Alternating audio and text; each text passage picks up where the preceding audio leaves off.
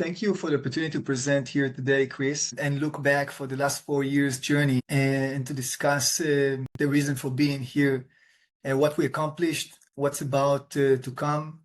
And for me, it's all about serendipity. Everything I led in my life, the military service, 10 years, and then being part of construction as a contractor, dealing with the complexities and constructabilities, I think led me to the opportunity in front of us today. But I want to take you back to my military service. Imagine that a soldier that was trained to deal with finding and disposing buried explosive remnants of war, applying that military expertise together with amazing team, amazing human beings into the company that now builds the first map of the 8th continent, the subsurface. And I don't think people really know about it, subsurface a lot, but this is what once one of the emptiest spaces on Earth now become one of the most complicated environments that hides countless miles of man-made infrastructure that no one knows when and where it was buried. But we didn't start there. As I was saying at the beginning, we spent the first year of our journey trying to raise capital to build an engine that aims to predict precisely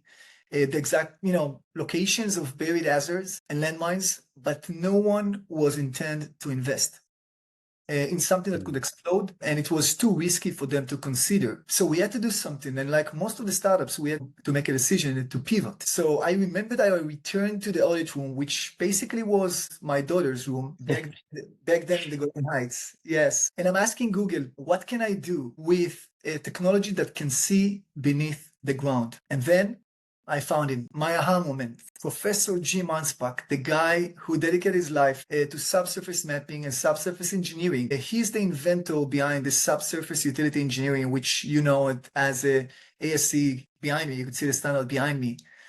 The godfather of SU. Yeah, the godfather of SU. ASC 3802 and then co-author of the 3822, the latest version of the common practice, one of the most respected ones of utility investigation, utility coordination, and utility data management. The first time I met Jim, I want to tell a story about Jim. He wasn't so open to my proposal to work together on building a map that would reduce the need to send people to the field. He was too ambitious, and he was already experienced enough with bunch of initiatives that didn't come through.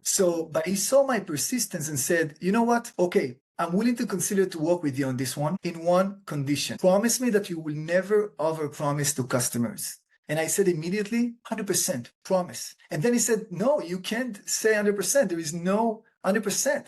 That's overpromise. And I said, okay, I got you. I would never do it again. And so this is exactly how we started the relationship. He joined us at the beginning from a standpoint of a gatekeeper to his legacy. And then he became a mentor, a partner, and I also, happy to say, a friend. His skepticism was kind of a jet fuel for me and my team to build format because he said, it couldn't be done. It's not feasible. I want to go and talk about why it's not feasible. The complexity. And for me, the eureka moment when I realized that every time somebody wants to mitigate risks in regards to something that was buried and nobody knows where and when, he needs to go outside, on site. He needs to submit a ticket, and he needs to eventually use trucks, boots, locating devices. And it's a considerable manual processes that takes time, days through months. And at the end of it, you're going to get like a snapshot that digitally represent maybe, or just kind of a blueprint, the day that you've been sent out and depicted the evidences that you find. And we want to change the need